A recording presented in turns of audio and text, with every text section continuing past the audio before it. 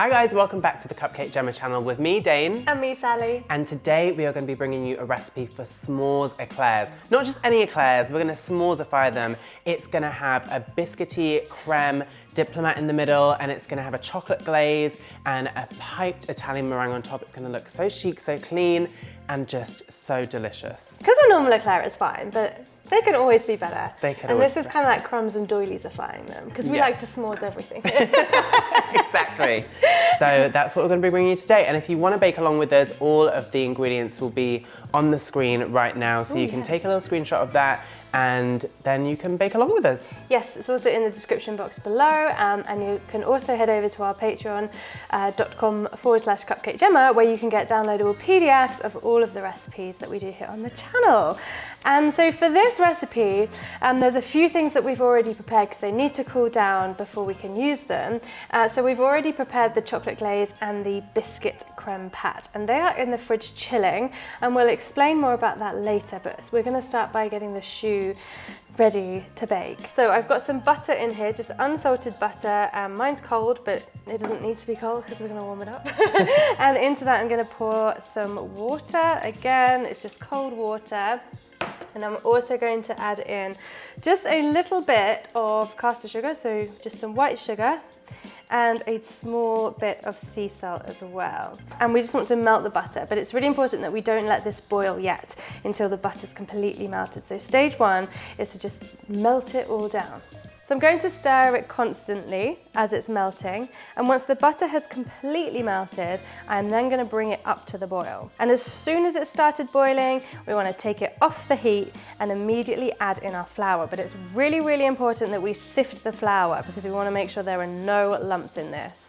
So once the flour's sifted, I'm going to grab a wooden spoon and start mixing this really, really thoroughly and quite hard. And we want to keep mixing until it's become a really smooth and homogeneous mixture. And now we're going to put it back on the heat to cook out the flour. And once it's back on the hob, we're just going to keep it over a medium heat, and we're going to stir it all the time so that it doesn't kind of burn and catch on the bottom.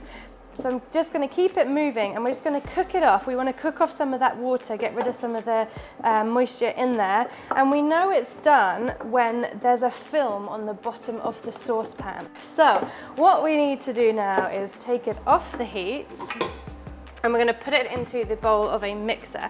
Now you don't have to use a mixer to make this, but it's just easier. So I'm just going to blob all of that in there. And in a minute we're going to start adding some eggs. But we need to let this dough cool down a little bit because we don't want to cook the eggs, basically. So we want to cool this down to around between 50 and 60 degrees. There we go. Yeah. And to help us cool it down nice and quickly, we're just going to take a spatula and just spread it up the sides of this bowl. We want to get rid of that steam, and it will basically be there. Okay, so this has reached the correct temperature. So it's around 57-ish degrees, and it doesn't take too long to cool down, so do keep an eye on the batter, this little flour mixture that we've got here so far. It's not quite the batter. And we've already got some eggs prepared here, so that's the last thing going into this dough. With choux pastry, it's very consistency dependent. So we've got 6 eggs cracked. We've already whisked them up because it's easier to combine them into the mixture whisked rather than just a whole egg. So we're going to add the eggs until it starts to become the consistency that we want. We want it to be nice and thick and glossy and still hold its shape when you lift it up from the paddle, and it forms kind of a V shape. So once you've added about kind of 2/3 to 3/4 of your eggs, you'll notice that it's starting to come together. It's looking much looser and more glossy. So we're going to test it now. So we don't want to add too much egg. If you add too much egg, there's not really anything you can do about it. Don't go adding more flour because it won't be cooked. So this is really the crucial part, isn't it? And you can see how it is looking quite glossy, but it still feels quite thick. Yeah. Wouldn't you say? Yeah. So it's kind of slipping off the spatula in one kind of big blob. A little bit too stiff. So just the last little bit going in now, and then we'll give it a test. Okay, so this is looking a lot looser. Looser? More loose? More loose. I don't know. And what I'm going to do is take the paddle. I'm going to dip it in the end, dip the end in the batter and pull it out. And you can see how we've got this lovely V shape that's just dripping off the end of the paddle. That is how we know it's ready. Perfect. It looks really lovely and glossy as well. We've already got some piping bags prepared. We're just using the reusable ones, and we've got this nozzle on. So it's a French tip that's like the multi-star one.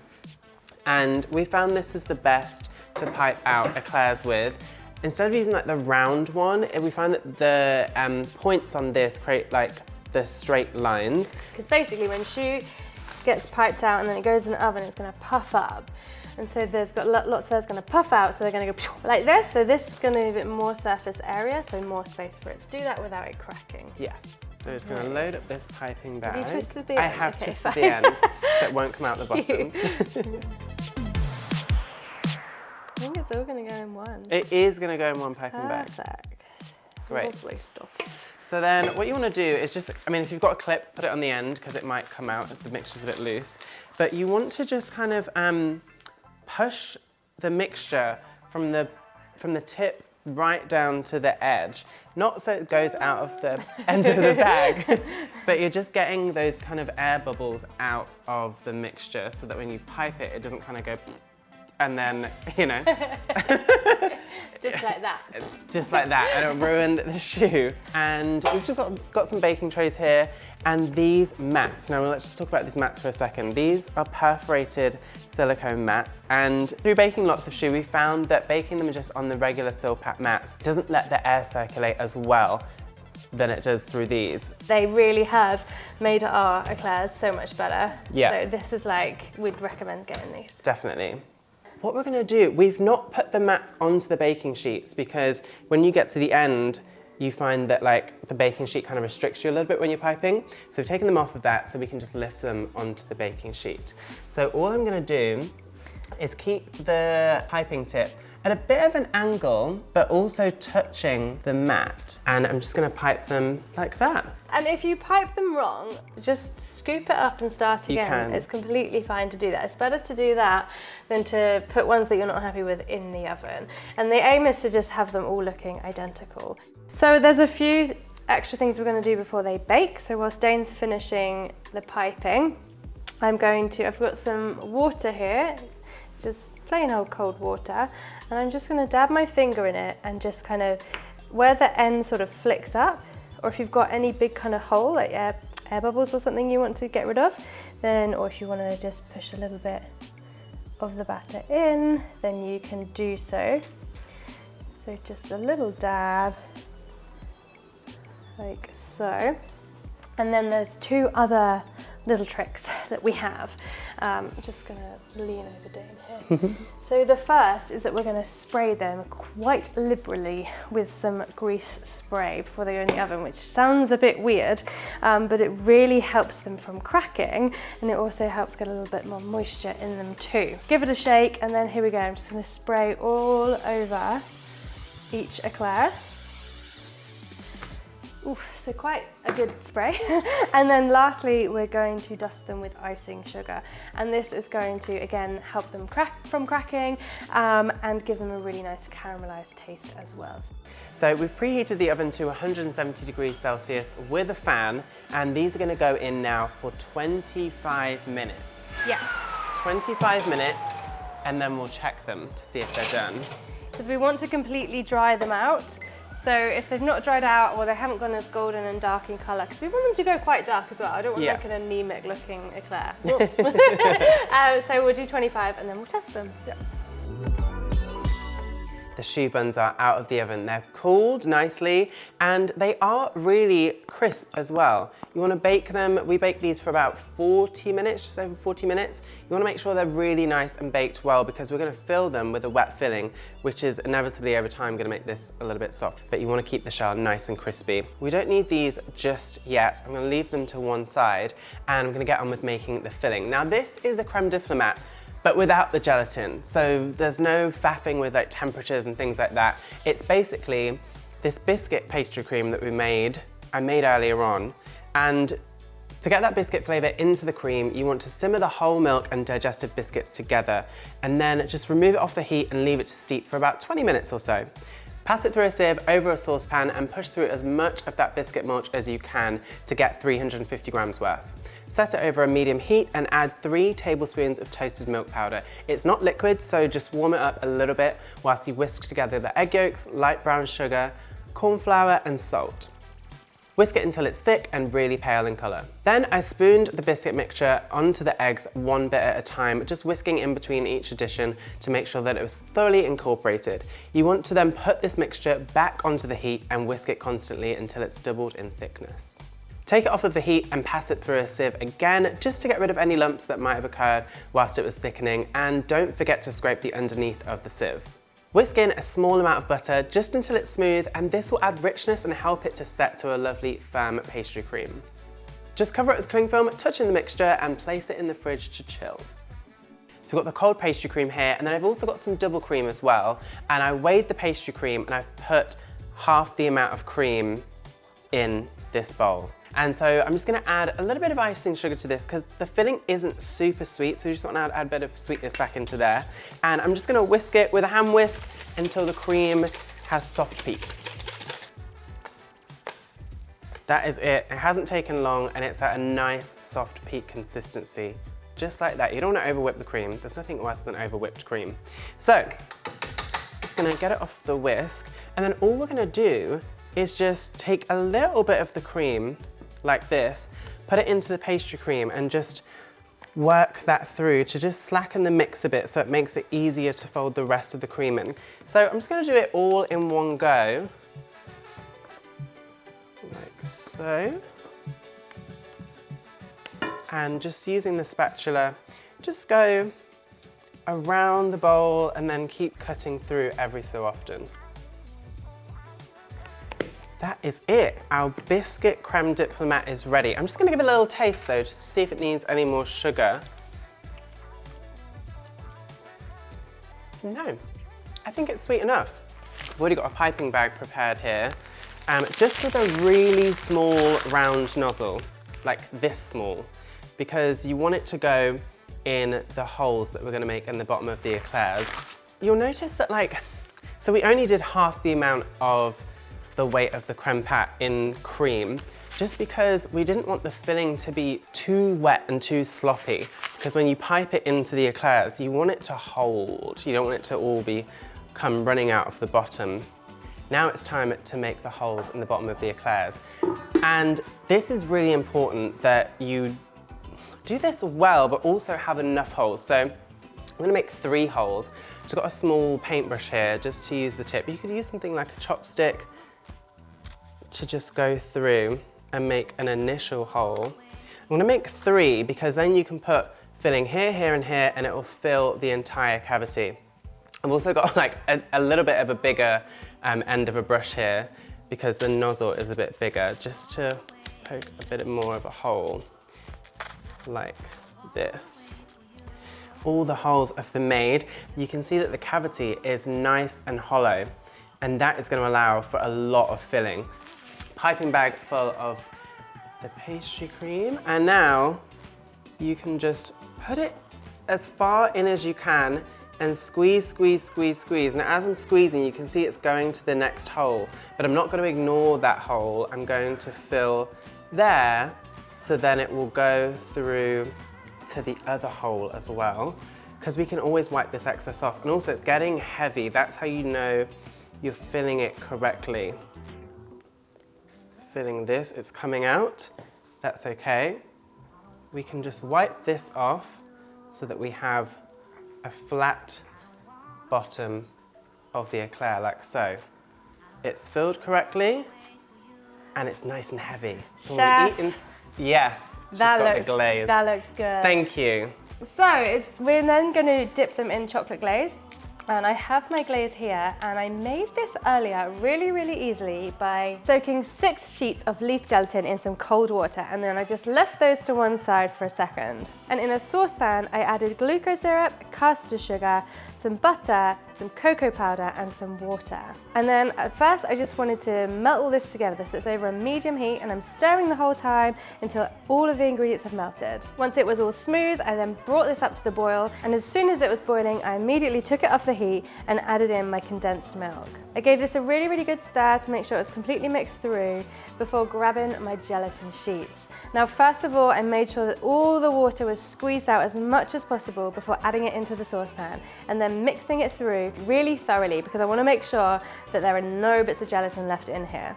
And once the gelatin was completely dissolved in the chocolate mixture, I poured the whole thing over some dark chocolate. Now I'm using 70% here, but you could always use a lower percentage if you wanted to. So finally, I just grabbed my stick blender and I mixed this all up. And I just kept blending until it was beautifully smooth. And then I just poured it into a glass bowl and covered it with cling film. And I made sure that the cling film was completely touching the chocolate because this is going to prevent it from forming any kind of skin. And that's it. So then it went into the fridge to set.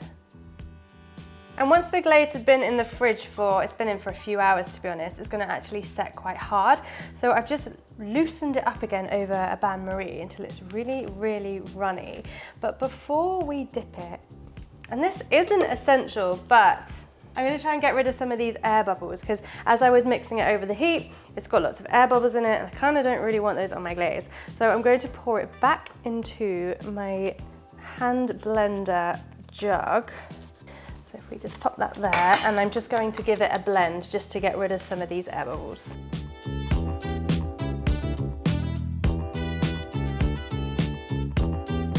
All right, so that should be a little bit smoother now. So take this out, and it's awfully sticky, but awfully delicious. I'm gonna put it into this little metal tray thing here, because it's gonna be a bit easier, because they're quite long, these eclairs. They are. Which is good. So I'm going to pour all of this glaze in. Oh my gosh, it looks amazing. Now we obviously want the glaze to sit nicely on top and not just kind of drip off. So we're going to test the temperature, and we want it to be between kind of 40 to 50 degrees. So we can start high, and then if it's too hot, we can always drop it down. So hopefully this is actually pretty spot on.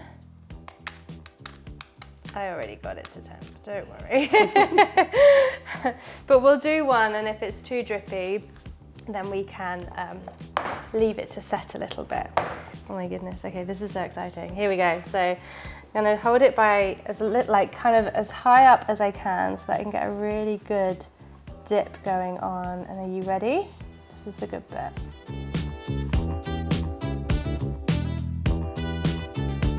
I'm just trying to wiggle it left and right a little bit just to get rid of that big kind of gloopy bit. And then if you have any kind of lines in the top, the beauty of this is that you can just run your finger across it and it gets rid of any kind of imperfection-y bits. But that looks cool. Babe, that looks great. Shall I carry on? Carry on. Amazing, okay.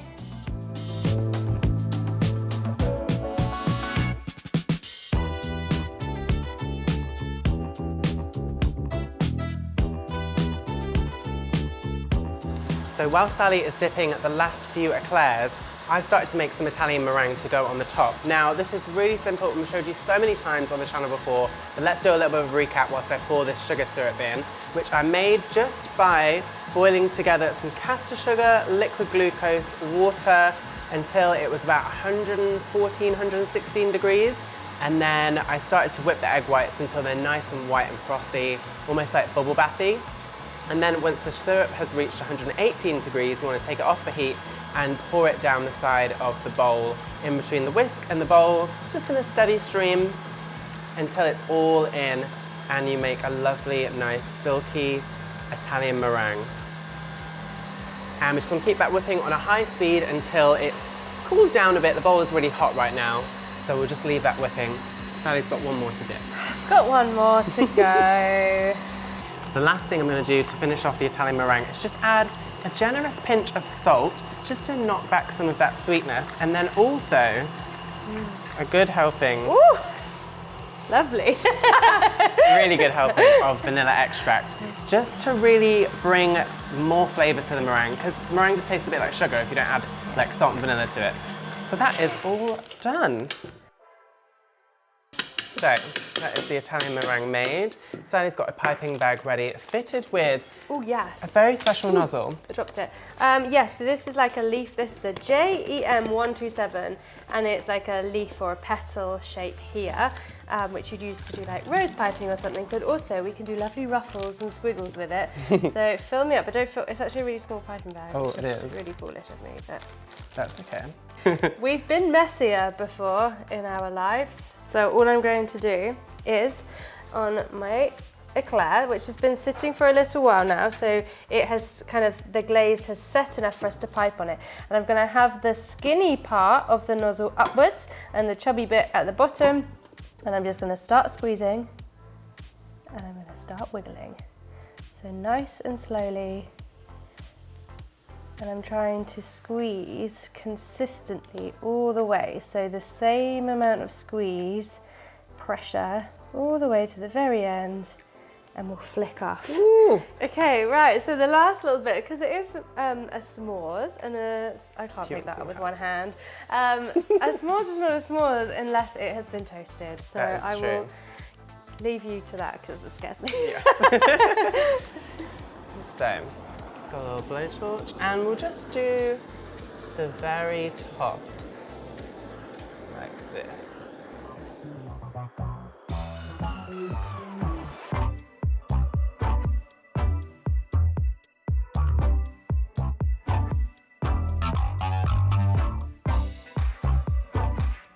Wow, these look amazing.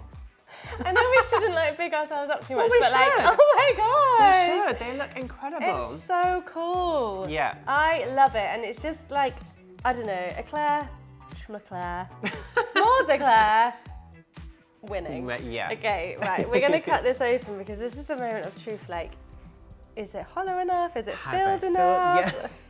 There we go. Oh my gosh! Cheers. Cheers. That's a lot. Oh god.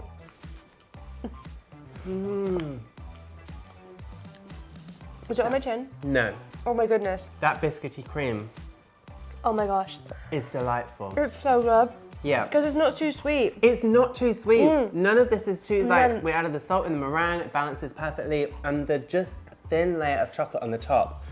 You just get enough chocolate to just emulate s'mores. And the crispiness of the pastry, beautiful. Eclairs can be a little bit scary, and I think when you pipe them and you bake them and maybe they don't look that great, like, whatever, continue, carry on, fill them, dip them, decorate them, because once they're complete and they're like all put together, you don't even know if there are any cracks in the top of your eclairs or whatever, so don't despair. Yeah. It takes ages. We have baked so many eclairs recently because we really just wanted to, literally, we just really wanted to nail it and understand what was going on. Yeah. So just enjoy them. One thing we do have online at CupcakeJemma.com is all the nozzles that we use today. So like the French tip for piping the eclairs, the petal leaf thingy for piping the meringue. So we'll put a link to that now. And you can also click down below on the screen to get the downloadable PDF. So you've got all the recipes. And there is a lot in here. There's 4 recipes involved in this. Yes. So if you just want to do 1 or 2 of them, then we still commend you. Yeah. Because that was a lot of effort. We've been here all day. Exactly. But it's so good. And it's so great to bake something other than cookies together. It's really challenging, and a great challenge it was. Yes, it is. Not that we don't love baking cookies together, because we do. We do. But it is fun to bake different things. Yeah. And I think we've nailed that. We have. Maybe there's something that you think we should try. We'll give it a go. Let us know in the comments box below. Within reason, we'll try it. Yeah. Never a croque en bouche again. Just No. saying. We're done. Not doing that again. All right. That's it for next time. Over and out.